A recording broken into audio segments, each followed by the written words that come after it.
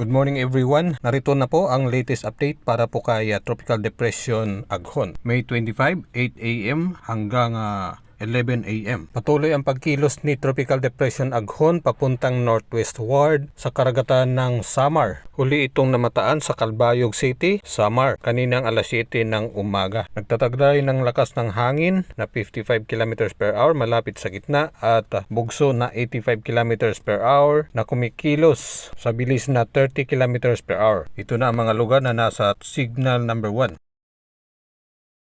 Habang umaakyat si Tropical Depression Aghon papuntang Luzon ay hinahatak naman ito ang habagat. Kung kaya may pagbubuo ng mga localized thunderstorms mamayang hapon sa bandang Palawan, Zamboanga Peninsula, Northern Mindanao, Caraga Region, Soxargen. Please po, wag po kalimutan i-share at see you on the next